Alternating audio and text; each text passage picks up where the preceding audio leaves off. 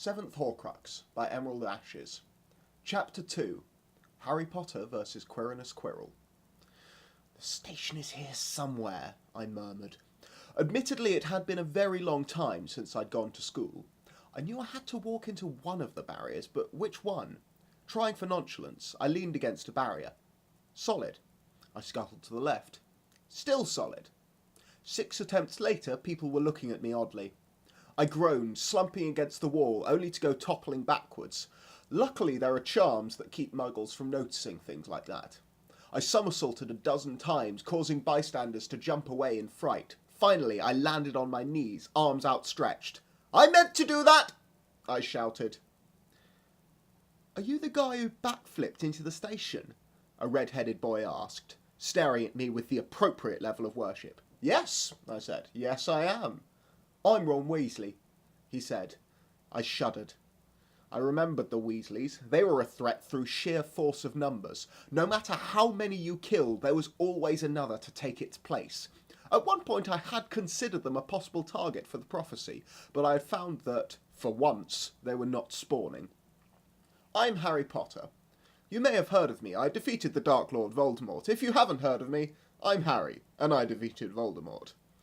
I had no particular interest in chatting, but the Weasley was quite capable of carrying on a conversation without my input. Shortly afterward, a round-faced boy poked his head into the compartment. "Sorry," he said, "but have you seen a toad at all?" "Nope," I chirped. "Who are you?" "Neville Longbottom," he said. So this was the other child of prophecy. He didn't look like much, but I was never one to be fooled by appearances. "I have an idea," I said. "Accio Toad." 4 toads sped towards me, bouncing against the walls. One of them had dragged its cage along with it. "Is one of these yours?" Longbottom nodded. "Trevor's the one on the left." "Good. I'll give him back to you on one condition. You have to swear a magical oath that you will never, ever harm me, no matter what I do." "What?" I burst into laughter. "Just kidding." I wasn't kidding. Longbottom was a serious threat, but I also wasn't going to push this. Not yet. After Longbottom fled the room, toad in hand, the Weasley turned to me. "Hey, Harry, how come you know that spell?" "I defeated Voldemort as a baby. I've only gotten better since then." The train continued to chug along as I ignored him. A couple of hours later, a pale blonde boy with a pointed nose strode into the room, 2 lackeys at his heels. Oh, Merlin. Lucius had finally managed to clone himself. "Is it true?" Malfoy said. "They're saying all down the train that Harry Potter's in this compartment." "Really?" I gasped. "Harry Potter? No way! Have you checked the whole train?" Malfoy looked surprised, but quickly regained his composure. "No, I haven't," he said. "Good luck, then." The blonde left. "Did you just send him all round the train to look for you?" the Weasley asked. "Oh, he seems like a pretty smart guy. I'm sure he'll be back soon enough." An hour later, a very unhappy Malfoy, his face reddened from exertion, barged into our compartment. "You're Harry Potter!" I put on a look of innocence. I never said I wasn't. "Well, I'm Draco Malfoy, and I was hoping to speak to you." He glanced disdainfully at the Weasley. "Privately." The Weasley bristled. I held out an arm. "Quiet. I know exactly how to handle this." I smirked. "So, you wish to join me? Your foresight is commendable, and I assure you that, should you choose to be my minion, I shall allow you a sliver of my eventual glory." Malfoy spluttered in indignation. "I'm a Malfoy. Malfoys are not minions." He stormed from the room. Lucius always was a drama queen. I suppose this might have been easier had the boy not been under the impression that I'd killed me. "That was brilliant, Harry. You really showed him," the Weasley said. "Yes, I suppose I did. Although it would have been nice to have a minion." "I'll be your minion," he offered. I sighed. No, that would be too easy. Hushed whispers filled the hall as I approached the sorting hat. I ignored them, tracing the footsteps of my younger self and sitting upon the rickety stool. Hundreds of curious faces stared up from the great hall, but they were quickly blocked from view as the sorting hat fell across my eyes. Its voice echoed between my ears. "I know this mind." it said. Tom Riddle? Don't call me that, I mentally snapped. I'm Harry Potter. Yes, I suppose you are, aren't you? A chuckle shook the hat. It continued, but whether or not we've met before is of little consequence. The question is, where to put you. You haven't changed much. You're obviously rather cunning, ambitious, a parcel mouth, Gryffindor. Really? But you would do so well in Slytherin, the hat said. I've already done well in Slytherin. Now I want to do well in Gryffindor. The hat hummed thoughtfully. Sure, are we? How strange. Gryffindor doesn't suit you very well at all. The only worse house would be Hufflepuff. Of course. Your own song all but admits that it's the house of stupid, ambitionless cowards. Not what I was going for, but I'll admit that it wasn't the most flattering of my songs. Ravenclaw, perhaps, if you're so averse to your true house. You certainly possess the eagle's madness, and you're clever enough. No, I hissed. I detest riddles. Send me to Gryffindor with all the other little paragons of light. I've already cursed 3 of the Founder's artifacts. Would you like to make it 4? I could hear the other students murmuring as my sorting dragged on and on. This was growing suspicious, and I began to fear I might lose what little advantage my fame had given me. Then again, it was brave of you to argue, challenging me without a proper plan in place. Why, that was downright Gryffindor! The final word echoed across the hall, and my new house burst into cheers. I suppressed a very Slytherin smirk. It wouldn't do to make a poor first impression, after all.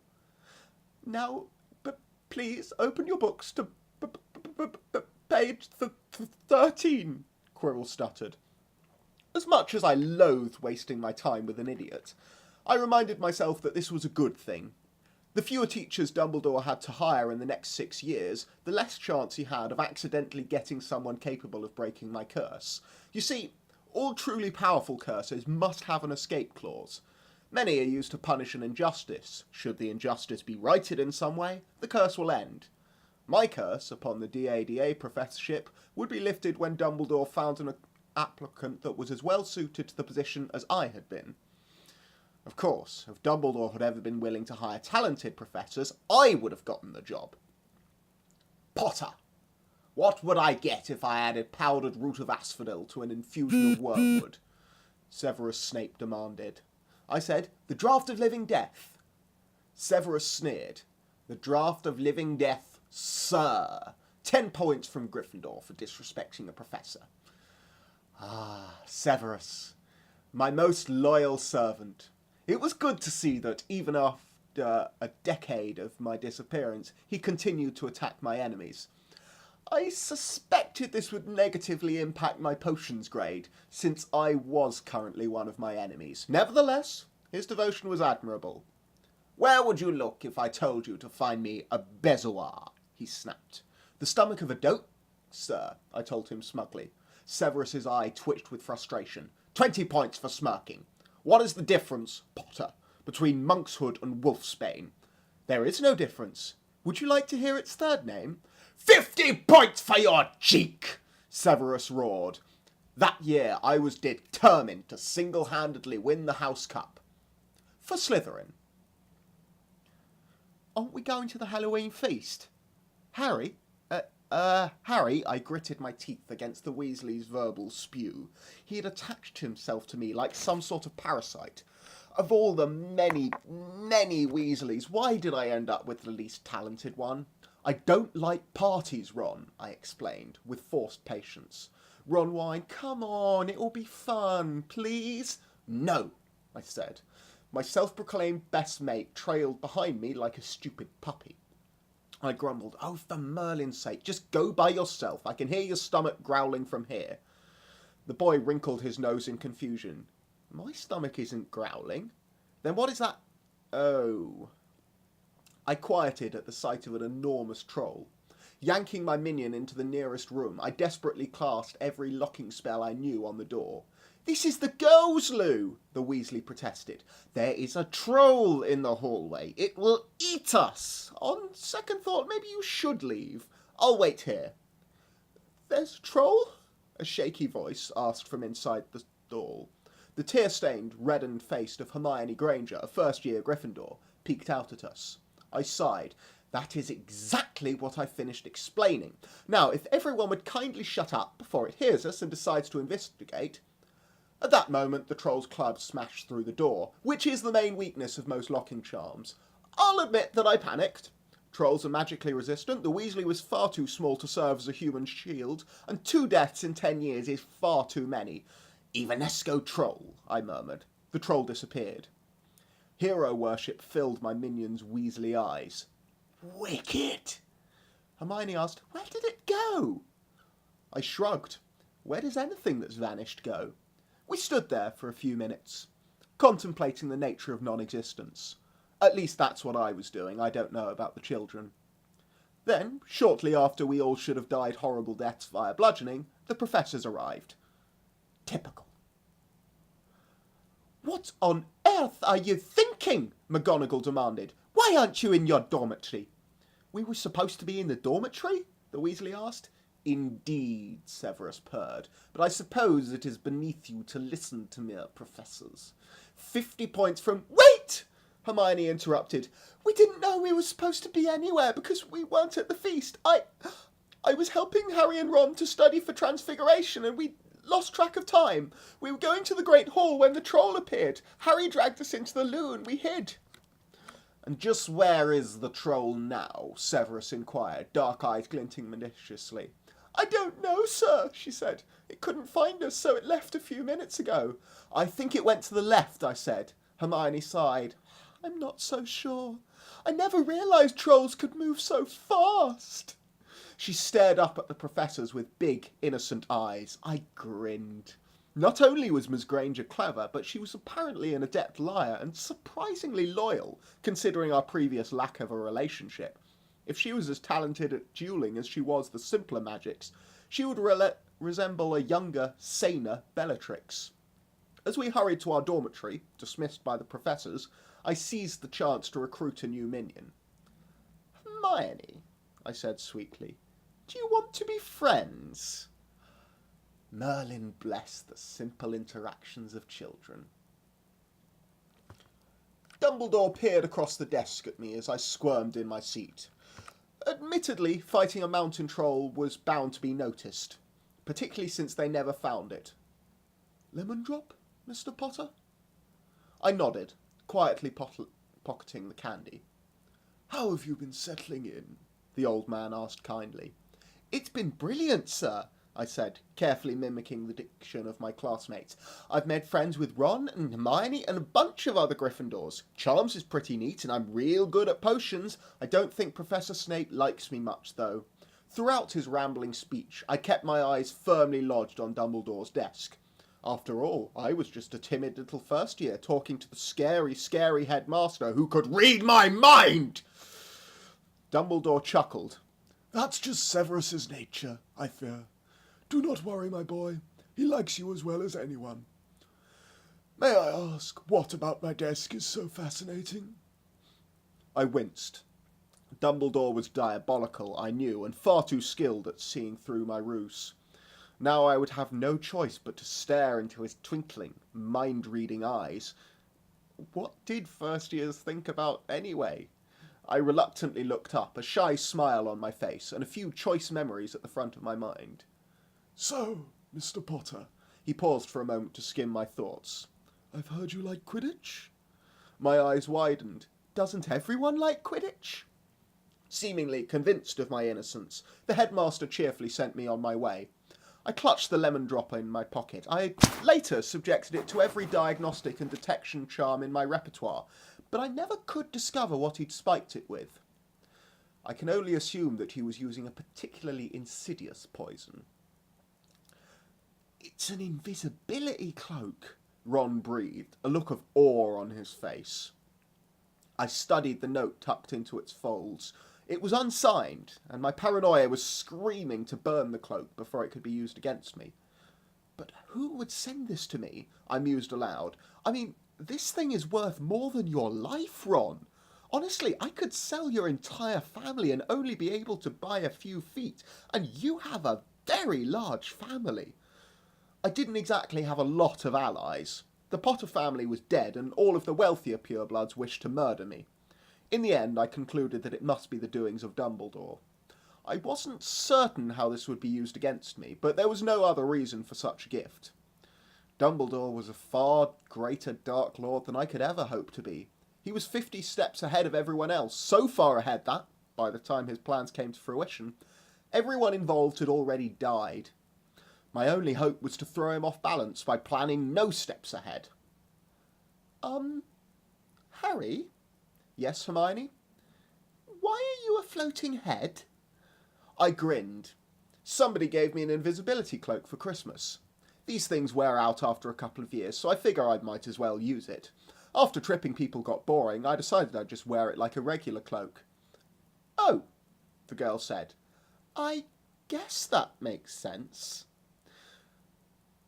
For heaven's sake, Harry, it's been 3 days. Aren't you ever going to take off the stupid cloak? Hermione groaned. The cloak isn't stupid, I hissed. The Weasley sighed. Mate, it's getting kinda weird. Look, it's very useful. I can use it to hide and freak people out, and it's great for spying. Actually, here, let me show you. I closed the cloak around my companions. When the only person to pass by during the next several minutes was Longbottom, searching for his toad, Hermione looked about ready to storm away. Suddenly, a shrouded figure strode past. The Philosopher's Stone will soon be ours, the figure murmured. Ha! I exclaimed. I told you it was useful. I can't let anyone else get the stone, I told my minions. Luckily, they didn't notice that I said anyone else instead of anyone. We're coming with you, the Weasley said, Hermione nodding in agreement. I laughed weakly. Dumbledore was out of the castle, and tonight was my one chance to steal the Philosopher's Stone. Oh, you don't need to do that. I really don't need companions. I've got this pretty well covered. I did defeat Voldemort, after all. You are not going alone, Hermione insisted. Stupid, pushy minions. Stupefy, I drawled, smirking as the Cerberus froze in place. So, what do we do now? The Weasley asked. A trapdoor! Hermione cried. I strode forward, opening the trapdoor. Now, we have to be very careful because anything could be down there. This is guarding a very dangerous artifact after all, so the traps are almost certainly deadly. Ron, you're first. Wait, why do I have to be first? He asked. I sighed. Well, we can hardly afford to lose Hermione. She knows everything. Mostly, however, it's because you are the most Gryffindor of us all. The Weasley took this as a compliment. It was not intended as such. Still, it got him down the hatch, so I can hardly complain. There's something down here, he yelled. I'm all caught up in it, and it keeps pulling at me. Lumos. The light allowed me to see down into the hatch. In retrospect, I probably could have done this before sending in one of my minions, but there's no use worrying about it now. A series of vines had hold of him. I frowned. Incendio. Ah! The Weasley cried. Once the vines were sufficiently cleared, I hopped down, followed by Hermione. The Weasley curled against the floor, whimpering. Hermione asked, Ron, are you all right? He groaned. Did you really have to set me on fire? Actually, yes, Hermione answered for me as she inspected the shriveled remains of the plant. This is Devil's Snare. It's very sensitive to light. With so much of it, a Lumos probably wouldn't have been enough to free you. I can't believe you recognised it so quickly, Harry. I said, I'm very talented, and it's commendable that you took the time to enlighten Ron. And me. To be honest, I didn't know anything about Devil's Snare. Most plants react poorly to fire, however, and Incendio is one of those neat little spells that's useful in every situation. Can you get up? Hermione asked. No. We'll just have to venture forth without him, I declared. But he's hurt, Hermione said. We can't just leave him here. Oh, he'll be fine, I said. Right, Ron? He groaned again. I'm pretty sure that means right. Come along, Hermione. She was really much easier to convince than I expected. I don't think she even looked back as we walked to the next room, which was filled with flying keys and broomsticks. Hermione frowned at the flock of keys. One of these must open the door. Probably something a bit older and silver to match the handle. I suppose we have to use the broomsticks and catch it, but neither of us is any good at flying. If only Ron wasn't hurt. We don't need him, I said. Accio working key. A silver key with bright blue kings, one already crumpled, zipped from the air to my hand. When I set it in the keyhole there, door opened immediately. She gasped. How did you manage that? Hermione, there must be 50 keys up there. They can't all be real keys that open things. That would be ridiculous. It would make far more sense to make a bunch of fake keys with only one that works. Magic is so much simpler with the proper use of adjectives. The next room featured a giant chess set that blocked our path when we tried to walk past. We need to play, Hermione said. Oh, now I really wish Ron was here. We could just fly over, I said. There are broomsticks right there. Hermione bit her lip. I don't really like flying. I patted her on the head, which would have been far more patronising if I hadn't been forced to reach up to do so. No one intelligent really likes flying. It involves sending yourself high in the air on a very thin platform with minimal protective charms. You're not making me feel any better about this, Hermione said. Ah, yes, comfort. I could do that. But with appropriate caution, we shall hopefully avoid dying horribly. Hermione looked a bit green. Retrieving brooms from the previous room, I handed one to her and we lifted off. Admittedly, it probably shouldn't have taken 10 minutes to cross a 30-foot-long space, yet I feel that we are vindicated by the fact that neither of us plummeted to our deaths. Black flames surrounded us. We kept well back from them, as neither of us wanted to end up like the Weasley. Hermione solved the riddle quickly enough, though. This one will take us forward, this one back, and these are poison, she said. I took the tiny bottle that would send the drinker forward. Only looks like enough for one of us, Hermione. I will go, of course. She pouted. No, it isn't. If we just took tiny sips. I shook my head. I really didn't need her interfering when I stole the stone. No, definitely not enough. Besides, you should go back and take Ron to the hospital wing. He's probably dying right now. Hermione looked horrified. You said he would be fine. Yes, well, I was being optimistic. Now I'm not.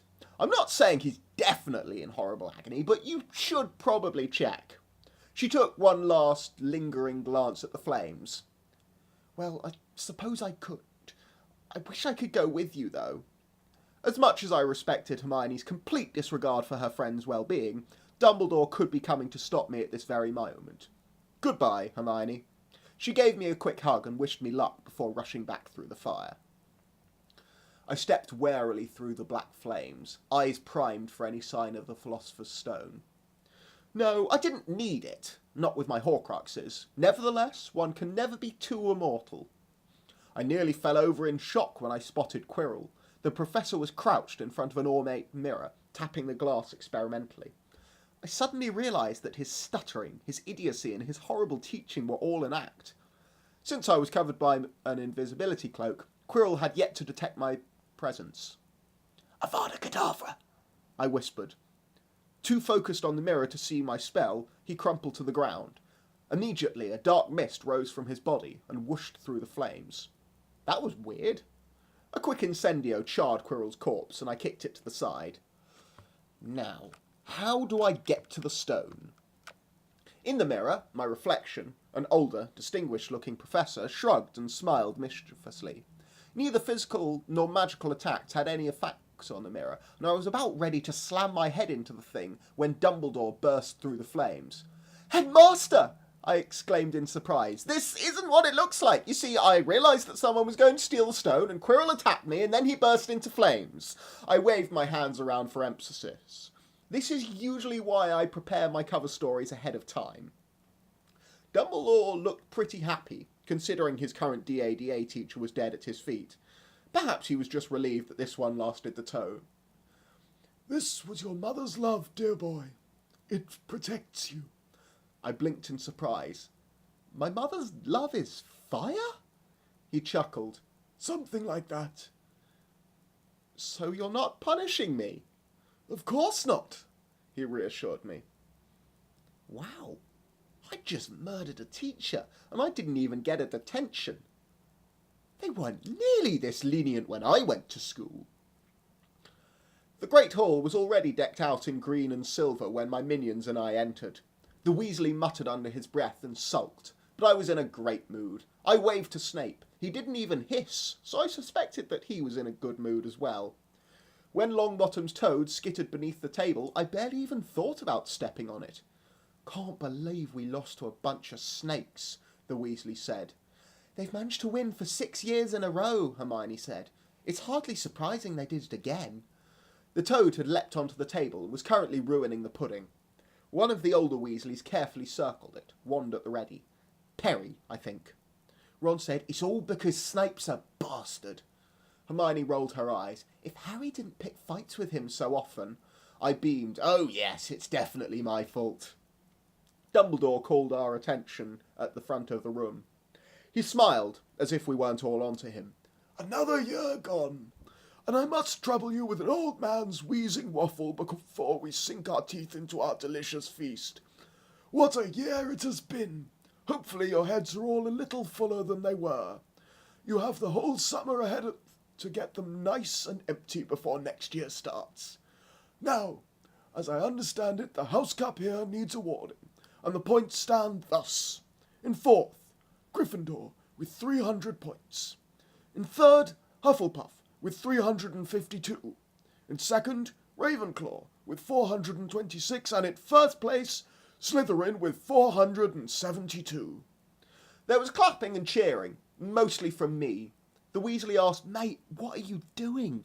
"Demonstrating good sportsmanship," I declared. "I think it's telling I'm the only one doing so." "But there are some last-minute points that have yet to be awarded," Dumbledore said, eyes gleaming with nefarious intent. "To Mr. Ronald Weasley, for keeping a cool head in the face of fire, I award 50 points. To Miss Hermione Granger, for mustering the courage to fly, I award 50 points. To Mr. Harry Potter, for protecting an irreplaceable heirloom, I also award 50 points. I frowned. Still 22 points behind. I'd really expected worse from the old man. I asked, "No one else has done anything heroic lately, have they?"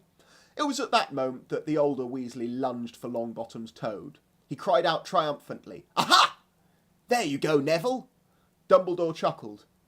"Finally, to Mr. Percival Weasley, for returning a younger student's lost pet, I award 23 points. Gryffindor yowled its approval. "Oh, come on!" I said. "He's blatantly cheating."